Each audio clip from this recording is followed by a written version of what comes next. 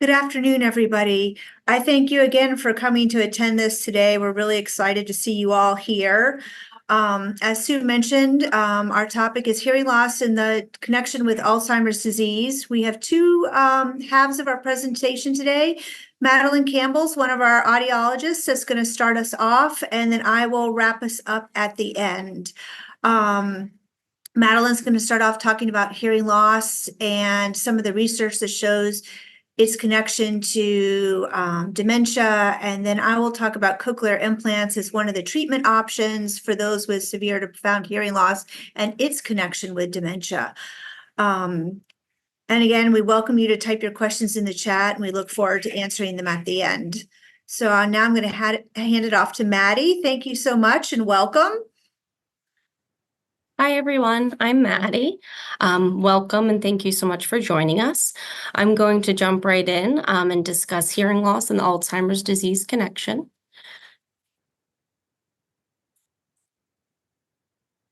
So I'd like to start off with a couple of terms that I'll be referring to throughout my part of the presentation. The first is hearing loss. So hearing loss is a decline in hearing, which can occur suddenly or gradually over time. And the gradually over time could be months or years. And then related to cognition, we have cognitive decline, which is kind of an umbrella or general term, just describing the effects on cognition.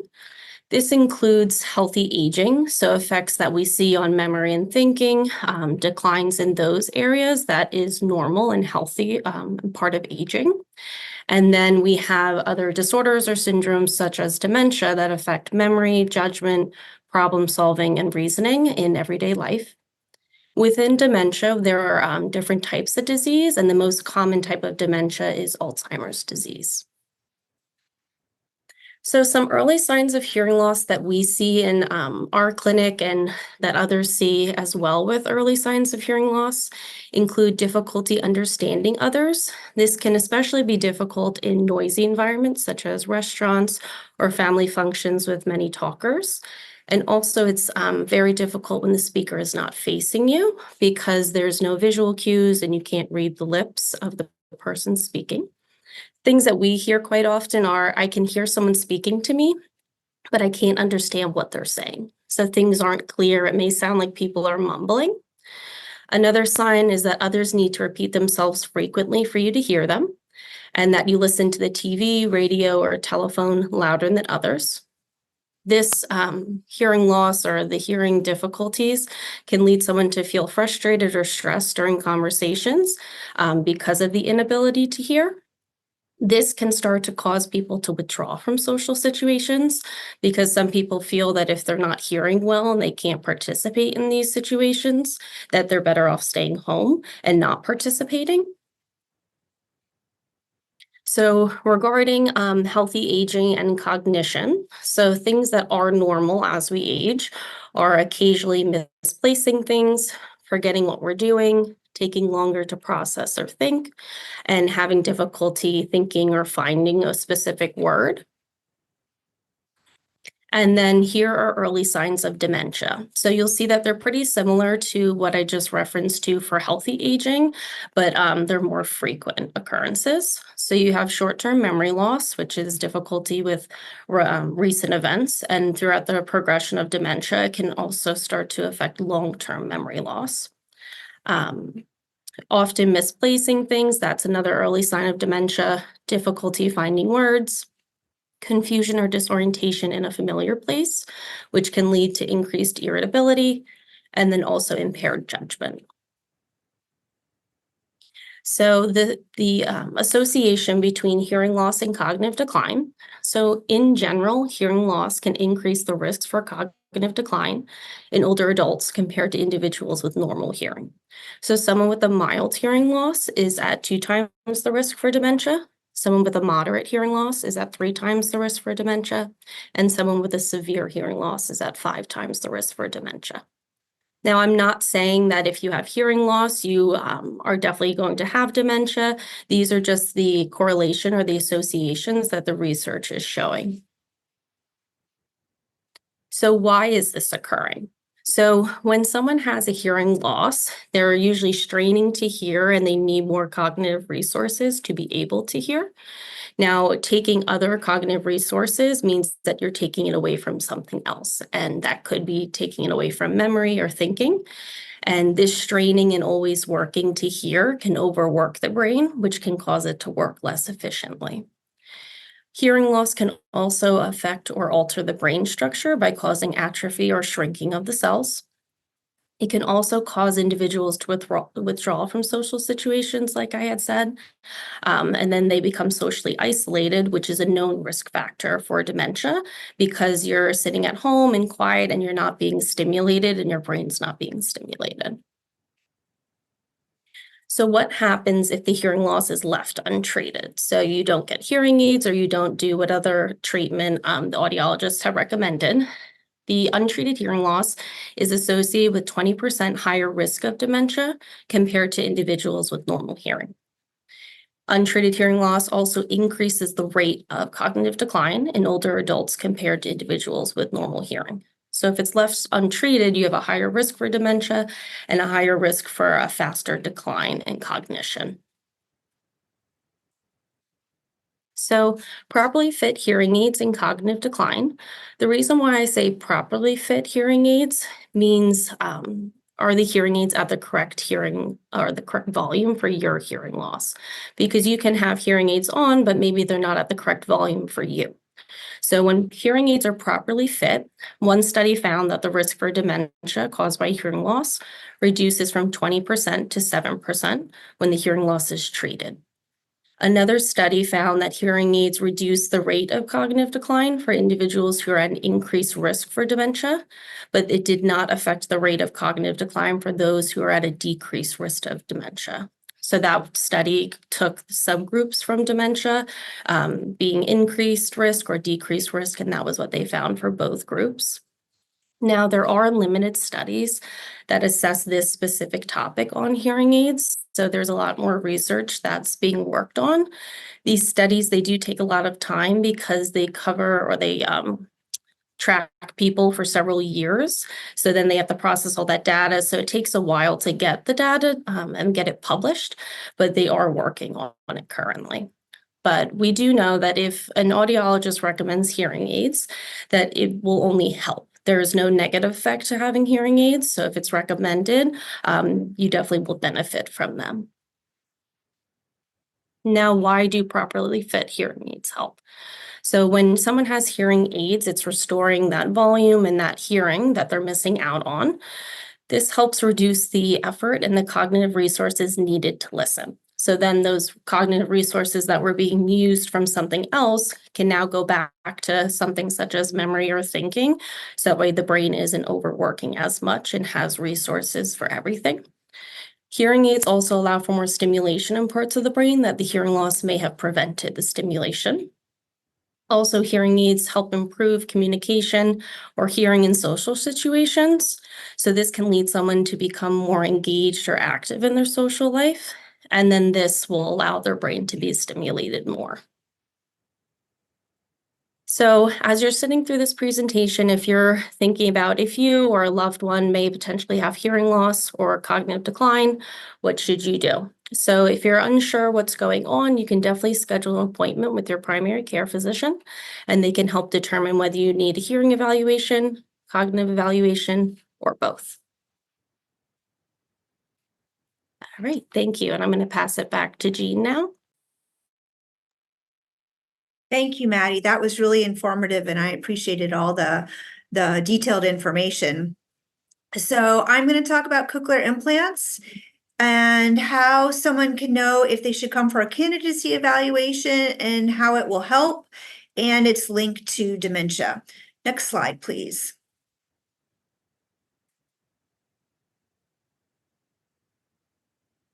So a cochlear implant is something has two components, a component that goes internal. So it's a device implanted underneath the scalp on the side of your head behind your ear with a small electrode array that goes down into your cochlea, which is the inner ear. And what it does is it sends pulses of electricity directly to the hearing nerve, bypassing the part of the cochlea or the inner ear that's not working well. Now, the implant itself does not have a battery, so it's powered by an external speech processor. We call it a processor, not a hearing aid, but it does go behind your ear like a hearing aid and has a small magnet that attaches to the internal device. The external speech processor provides the power and the sound to the internal device. There are two styles for the external speech processor. One is behind the ear, and the other one is just on the side of the head, so that it doesn't have anything that goes behind the ear. Cochlear implants differ from a hearing aid because hearing aids make sounds louder, but they utilize your natural hearing. Cochlear implants directly stimulate the auditory nerve and bypass your natural hearing. Next slide, please. So when would you consider coming for an evaluation for a cochlear implant? Generally, that's someone with moderately severe to profound hearing loss for at least a portion of the frequencies that we test. So it could be someone that has normal hearing in the low pitches down to profound hearing loss in the high pitched tinny tones.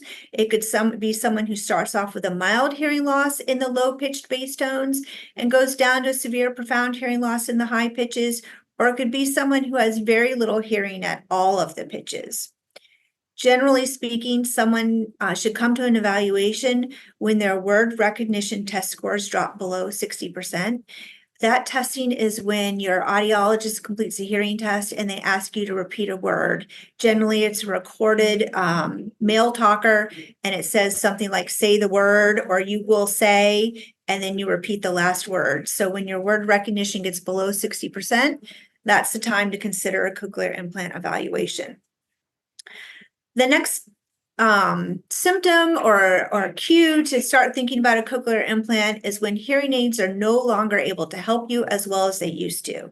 So even though you have an optimally fit hearing aid, you've been using it regularly, it's loud enough and things are just not clear, that's when it's time to consider a cochlear implant evaluation.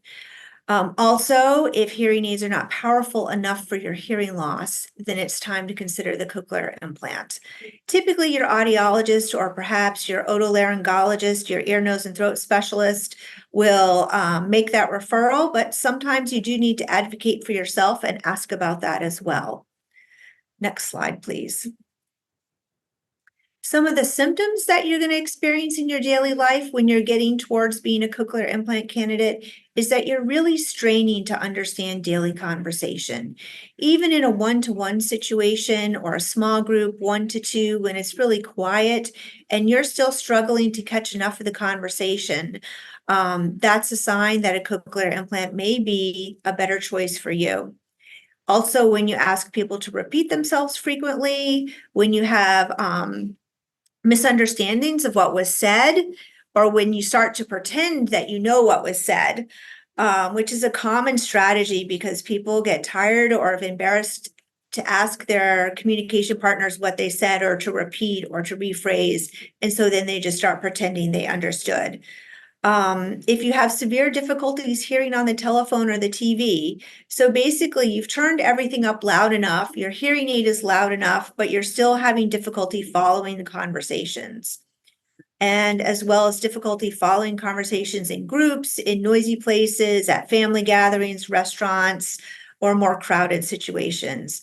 And then the last symptom, which is so important, is if you start to avoid social situations because it's too hard or it's too fatiguing.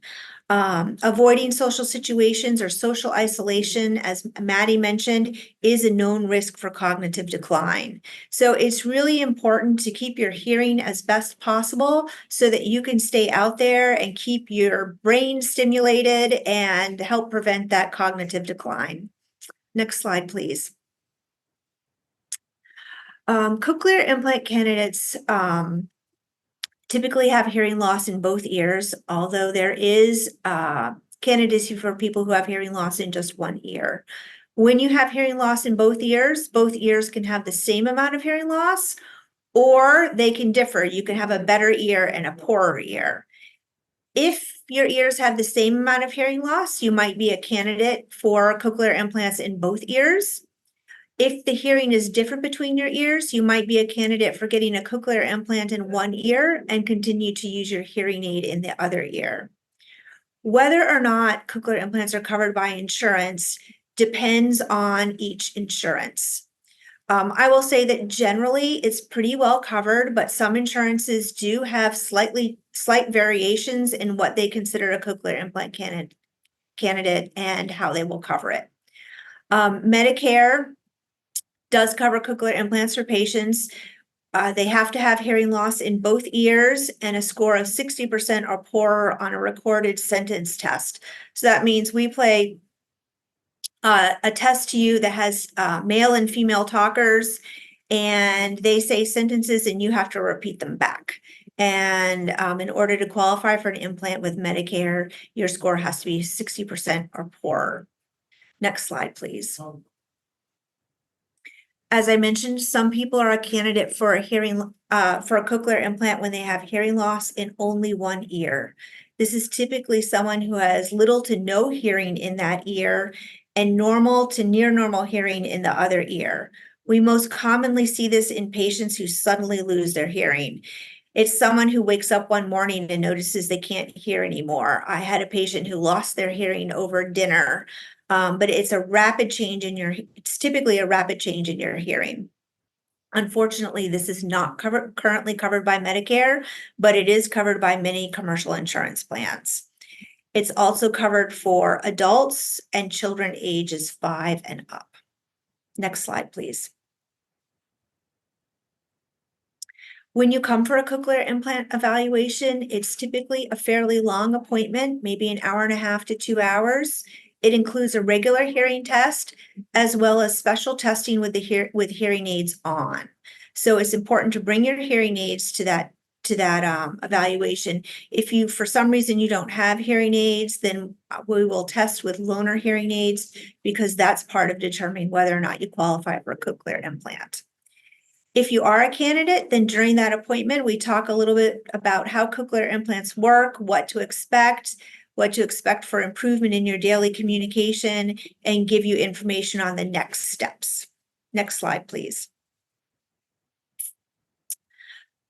Some of the benefits of a cochlear implant over a hearing aid is that you no longer rely on your natural hearing. Natural hearing gets worse over time. So when you're a hearing aid user, generally speaking, you're going to see a slow progression or worsening of your hearing loss over time. And we will continue to adjust the hearing aid as long as we can. But once we've reached the limits of what a hearing aid can do, then again, you may be a cochlear implant candidate. With a cochlear implant, the sounds you hear and the speech that you hear becomes more clear over time. There was a research study that followed people over 14 years, and they found that some people were still improving in the clarity of how they heard the speech after 14 years. The study was discontinued at that point, but there's certainly a possibility that improvement continues even after 14 years. It's important to know that your word and sentence understanding through a cochlear implant improves with practice and use. And it's something that you need to wear every day and pretty much during all your waking hours. And you have to have exposure to having conversations and listening to sound. So part of getting used to a cochlear implant is all the exposure and learning to listen again through the electrical hearing process. Next slide, please. Some of the factors that influence your outcome are how much hearing loss you have, how long you've had the hearing loss, as well as after you get the cochlear implant, if you come for the appropriate follow-up with your audiologist to get adjustments. Research has shown that people who use their implant 10 or more hours a day do better than people with less use. Also, as I mentioned earlier, daily exposure to conversations. You have to make an effort to get out there. If you live alone, you need to meet up with friends and family to have conversations so you can practice your listening skills with the implant. There are also apps and programs that you can use on a computer or a cell phone to practice listening and increase your exposure so that you can build your skills. Next slide, please. There's a fair bit of research out there on what to expect when you get an implant and how much improvement to look forward to. And one of the research studies showed that after 3 months of using an implant, on a test where we had you repeat back one word, it's a male talker and the person says ready, and then one word to repeat.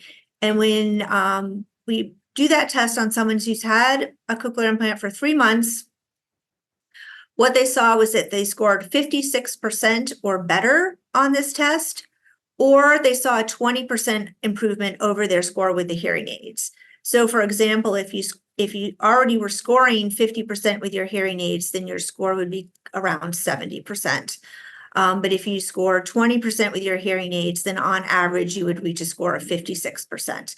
A single word test is a little bit different than listening to conversation in real life.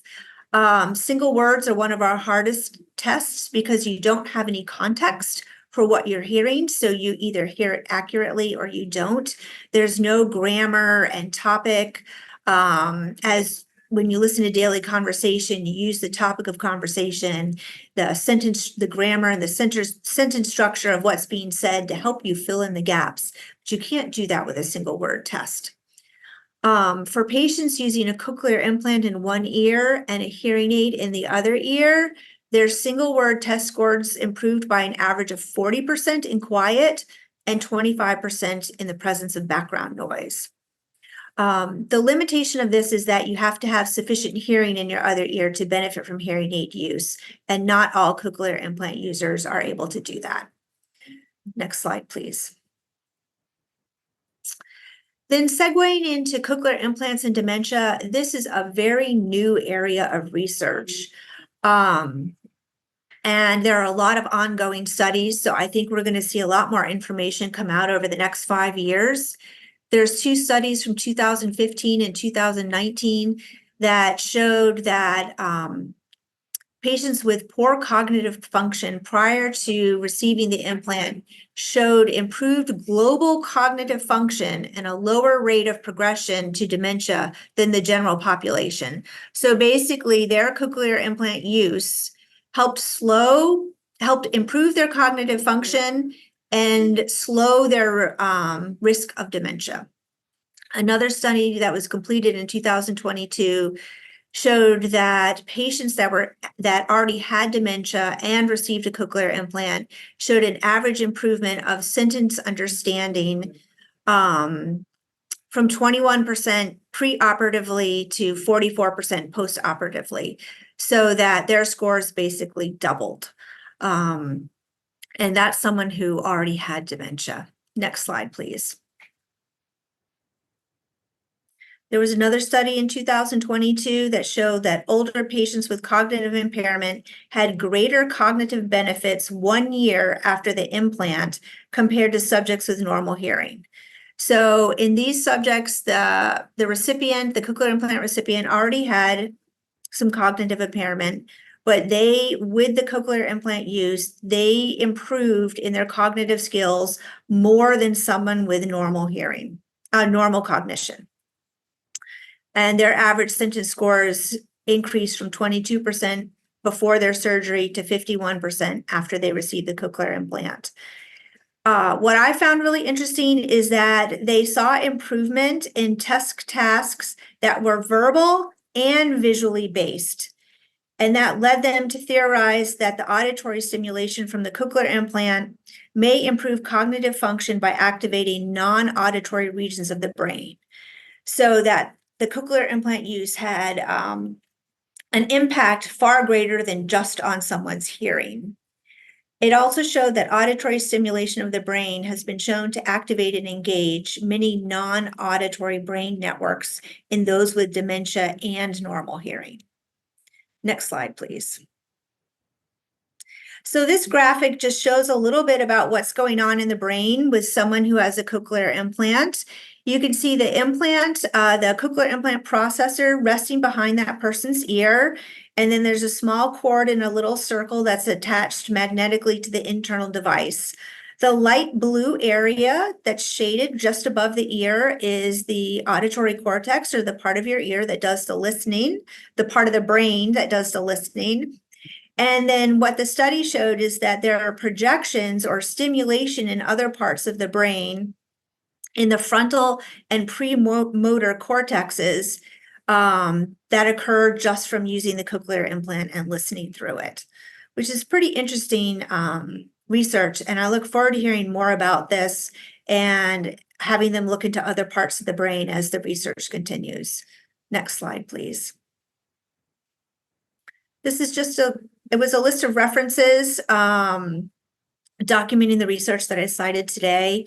If you have questions or are interested in coming for an evaluation, Bay State Health has 3 locations, one in Springfield, one in Palmer, and one in Greenfield. They all use the same appointment number, and you press option 2 and request your location. I do want to note that if you have Medicare in order or a script from your referring primary care or specialist is needed for the evaluation. Next slide, please. We're also offering free hearing screenings at our Bay State Wing Hospital in Palmer during October and November. October is Audiology Awareness Month, and so we're celebrating that with the opportunity for a free hearing screening. If you're interested, you can call us at Bay State Wing in the Rehabilitation and Audiology Department. Next slide, please. We're also going to have some upcoming senior class presentations in 2025. We're looking at a variety of topics, so please keep your eyes open for notification in your email and newsletters and on our website. I really want to thank you for all attending today. It means a lot to us to be able to share this information with you. And I think we're going to segue into looking at the questions that might be in the chat.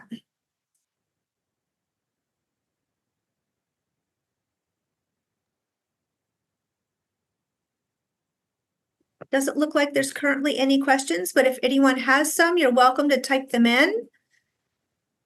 Thank you for that great presentation, both Madeline and Jeanne. Really terrific. And as Jeanne mentioned, we do invite you to type your questions into the Q&A box, and they'll be happy to answer them.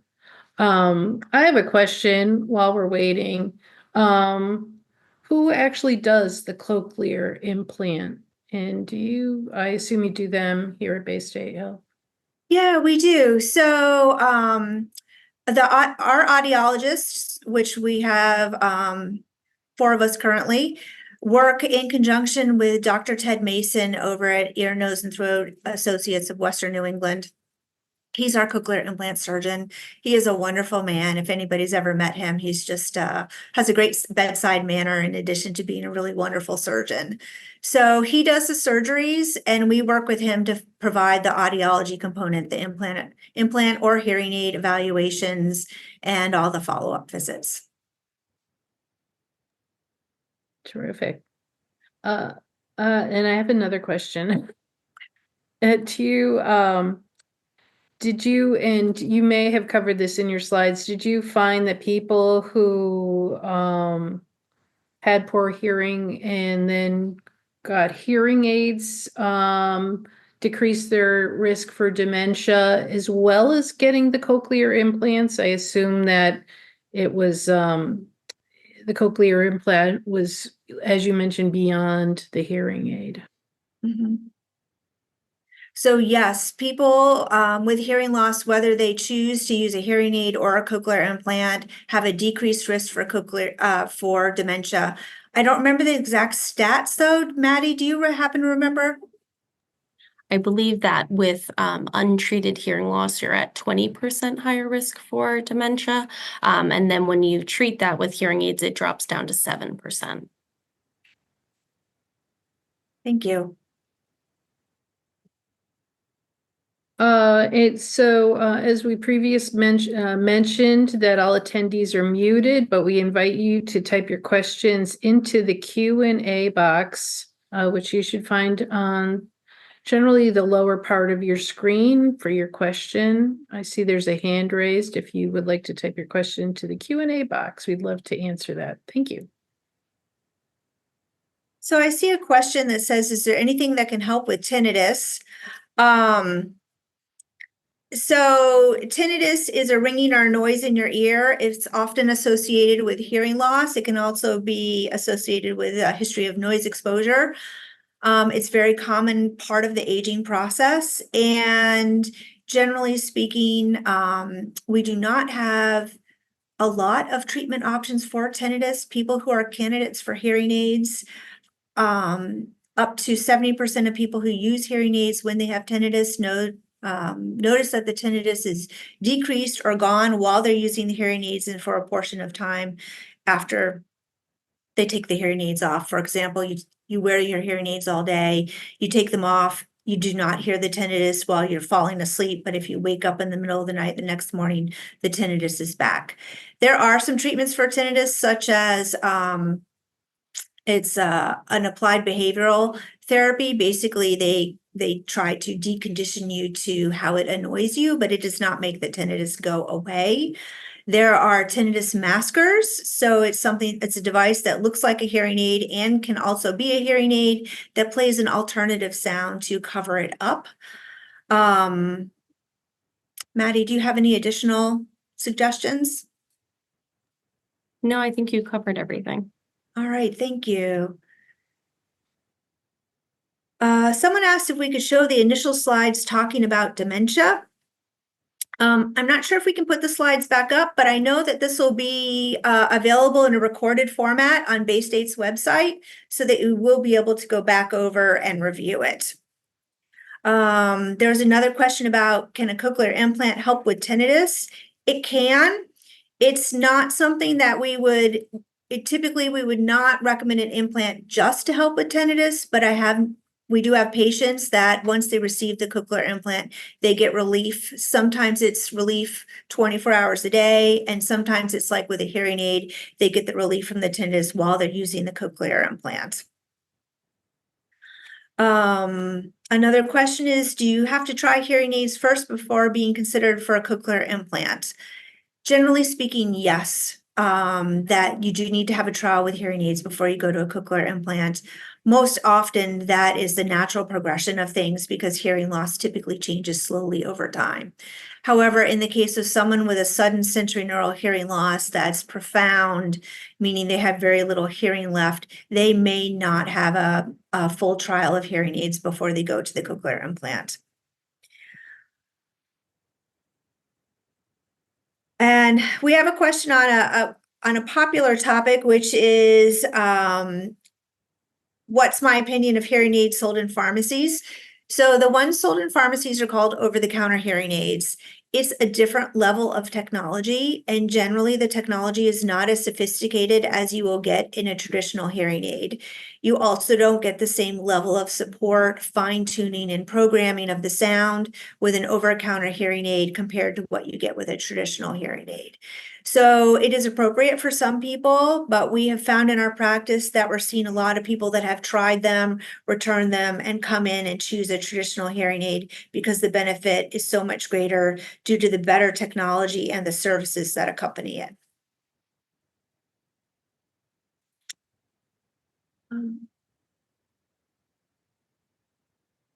Someone asked the postal address of getting a review of this program. So that would be like the link. Sue, do they send out an email afterwards with a link to any? Folks generally email me, or there will be a survey once this event is over, and you can request the link in there. It is on our Bay State Health YouTube channel, and it will also be on our website, but it does take us a couple of days to produce it. So you just give us a couple of days and we'll have that link for you. Thank you so much, Sue. We have one last question, which someone mentioned that they think the tinnitus gets in the way of understanding conversations. When that happens, generally there's a hearing loss associated with it. And so the tinnitus may be distracting, but it's most likely usually the hearing loss itself that's also contributing a large factor to having decreased ability to understand conversations. These were really great questions today. That concludes all the questions typed in the question and answer section. I really appreciate all your thoughts on that, and I think that tinnitus might have to be a future topic. Thank you again for attending today. I really appreciate it.